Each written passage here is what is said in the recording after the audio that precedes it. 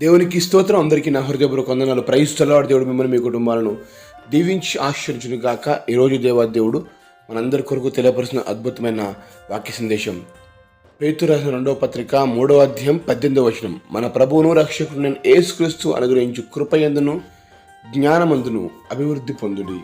దేవునికి సమస్త మేము కలుగును గాక.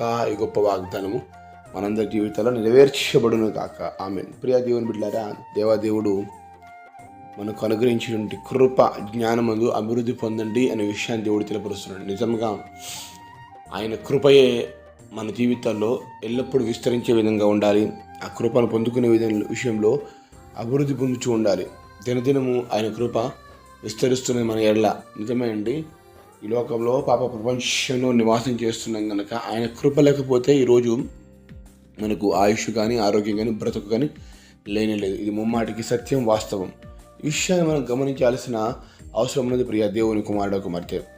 నిజంగా మన జీవితాల్లో ఆయన యొక్క కృప అనేది మనకు కావాలి. అదేవిధంగా జ్ఞానం కూడా మనకు కావాలి. జ్ఞానం లేక మనము నశించిపోతూ ఉంటాము. దేవుని జ్ఞానం కావాలి. లోక జ్ఞానం మనకు అక్కర్లేదు. లోక జ్ఞానము మనల్ని సిగ్గుపరుస్తుంది. కానీ దేవుని జ్ఞానం ఏంటంటే మనల్ని ఉన్నతమైన స్థానంలో తీసుకెళ్తాడు. అందుకే దేవుడు అంటున్నాడు, మన రక్షకుడు మన ప్రభు అయిన యేసుక్రీస్తు ఆయన అనుగ్రహించే కృపయందును జ్ఞానమందును ఏమవ్వాలి? అభివృద్ధి పొందుడి. అభివృద్ధి కృపను ఎల్లప్పుడూ ఆపాదిస్తూ ఉండాలి, ఆస్వాదిస్తూ పొందుకుంటూ ఉండాలి. దాంట్లో అభివృద్ధి పొందుతుంది. అదేవిధంగా జ్ఞానమందు కూడా అభివృద్ధి పొందుతుండాలి. దేవుడిచ్చే జ్ఞానం మనకు ఆ జ్ఞానం ఏం చేస్తుంటే ఎక్కడ ఏ విధంగా మనం నడుచుకోవాలి, ఏది చేస్తే మంచిది, ఏది చేయకపోతే మంచిది అని దేవుని జ్ఞానం తెలియపరుస్తూ ఉంటుంది. జనులు జ్ఞానం లేకనే ఈ లోకానుసారమైన మార్గాల్లో పడిపోతుందని దేవుడు ఎంతగానో బాధపడుతూ ఉంటాడు. దేవుడు మొట్టమొదట పుట్టినటువంటి ఆదాము అవ్వలు దైవిక జ్ఞానం లేకనే పాపములు పడిపోయారు. ఈరోజు నీకు జ్ఞానం ఉన్నదా? ఆ జ్ఞానం నిన్ను ఉన్నతమైన స్థానంలో తీసుకెళ్తుంది. ఆ జ్ఞానం నిన్ను ఎక్కలేని ఎత్తైన కొండ మీద ఎక్కేలాగా చేస్తుంది. ప్రియా సహోదరుడా, నువ్వు స్త్రీవైనా పురుషుడివైనా ఏ పరిస్థితిలో ఉన్నా కానీ నీ కుటుంబాన్ని కట్టుకోవాలంటే నీకు జ్ఞానం కావాలి.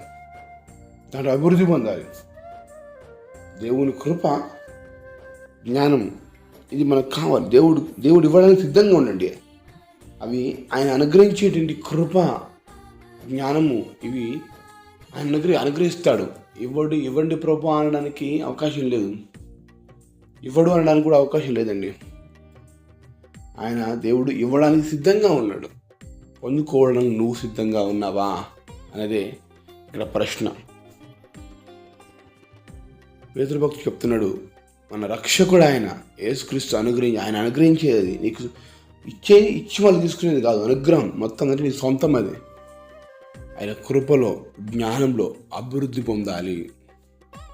నువ్వు అనుకుంటున్నావు నేను డబ్బులు అభివృద్ధి పొందాలి, ఆస్తిపాస్తులు అభివృద్ధి పొందాలి, చదువులో అభివృద్ధి పొందాలి, అక్కడ ఇక్కడ పలానా సో ప్రాంతాలలో, ప్రదేశాల్లో నేను అభివృద్ధి పొందాలి అని అనుకుంటూ ప్రాకులాడుతున్నా. కానీ మన అభివృద్ధి అంతా కూడా దేవుడిచ్చేటువంటి కృప జ్ఞానంలో అభివృద్ధి పొందితే మిగతా చోట్ల వాళ్ళు అభివృద్ధి పొందగలుగుతాం. అందుకే దేవుడు అన్నాడు, మొదట నా రాజ్యము నా నీతి వెతుకుము, నీకేం కావాలో ఇస్తాను.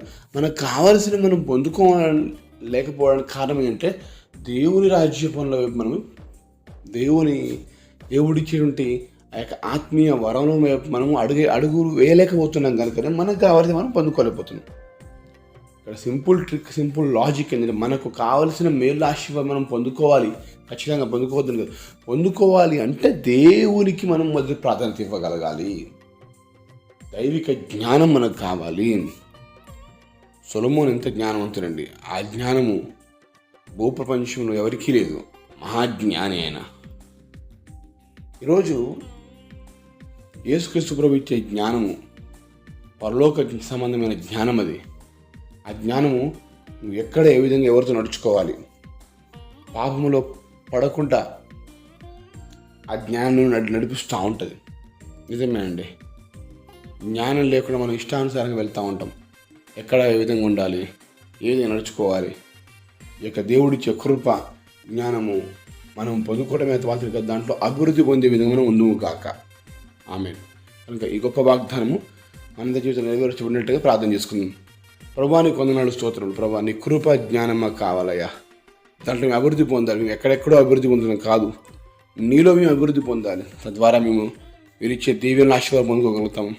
ఈరోజు మాకు జ్ఞానం లేక నశించిపోతా ఉన్నాము.